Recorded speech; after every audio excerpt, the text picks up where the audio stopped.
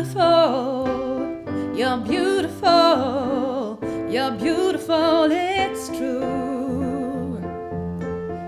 If I could, then I would. I'd go wherever you may. And can you feel the love tonight? Pictures of you, pictures of me, all upon the walls for the world to see. And she will be loved, and she will be loved. Hey everybody, welcome back to Maximum Voice in our theory special. You just heard a lot of different songs, and what they all have in common is 4 chords. Today we are going to look into the 4 chords songs, which you might be knowing from The Aches of Awesome. Who doesn't know them? Please just check them out. They're hilarious and really, really good. But what they are doing is they take 4 chords and they show you songs through all decades that have been using this chord progression. And I want to figure out with you today what's so special about it.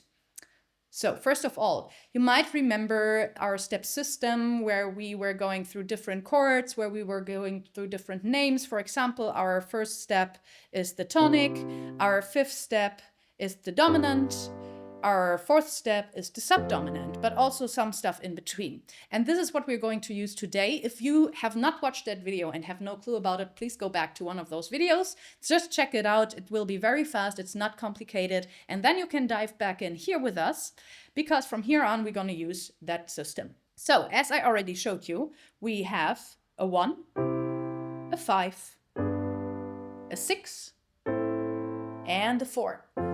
So what does this make so special? Let's see. We have the functions, we have a tonic, we have a dominant, we have a tonic parallel, and we have a subdominant. So all the important steps that we could use, that we all still know and feel, are used in here in a way that you create some tension, you get back into less tension, create some tension, and go back home to our 1. If you want to check it, we start on C just to make it more easy. Our 1 is at the C. So we have a C, E, and G. And then we go to our 5th, which is a G, which is G, B, and D. And you can see here already we have only one last note that's still in common with our first C. So we wander off almost as far as possible. So we have a lot of tension here. So when you hear the 1 to 5, you're still waiting for something to come, right? Yes, because you want to go home. If you don't go home, it's a false closing. You can do that too. It's interesting. But mostly you want to go home. So we could also play, instead of 1, 5, 1, 6, 4, we could play 1, 5, 1, 4. Would sound like this.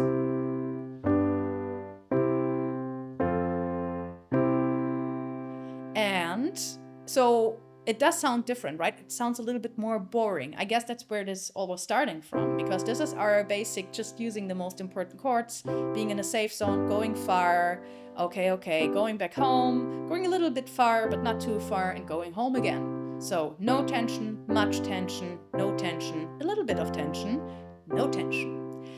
But that would be boring, so we don't want to play the first step, in this case the C, twice, so we can replace it with our tonic parallel, which would be the A minor. So we would have 1, 5, now not a 1 but a 6, which also feels like, oh, I'm rising up, there's something happening, and I'm going a little bit out of the tension to the 4, and then I go home. So it makes a lot of sense for our hearing to fetch out far, come a little bit closer home, fetch out far a little bit again, and landing back home. And that's a feeling we all know and we can feel instantly and immediately. We can all reconnect with that, at least in Western music.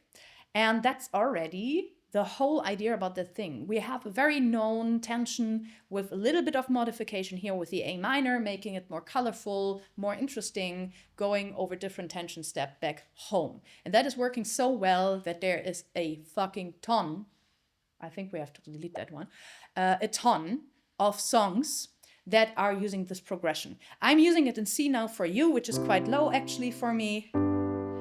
But you can use it also, for example, in D. So we would take D as our first note. This is our one now, our tonic. The fifth would be an A major. So 1, 5. Yeah, we want a 6, which would be a B. The 4, which would be a G. And back to D. So that's exactly the same as before, just in another key. So maybe if you want to sing a little higher or lower, you can transcribe that very much easily. Just use this common idea of creating tension, reducing it, going back home, and start the circle again. Yet now you can just go with those chords since they are everywhere anyways. You can just play around with it, be creative, create new beautiful songs, share them with us. Don't be embarrassed to use this progression just because it had been used so many times by now, but be proud, take it as a basic, work it out with new beats, new ideas, new melodies, and just have fun with it and come back with something great. Good. I hope this was something very interesting for you. I hope you can use the information. As always, if you have any other comments, questions, or any other remarks, please leave a comment and we will be happy to check it out and see what we can do. Bye bye.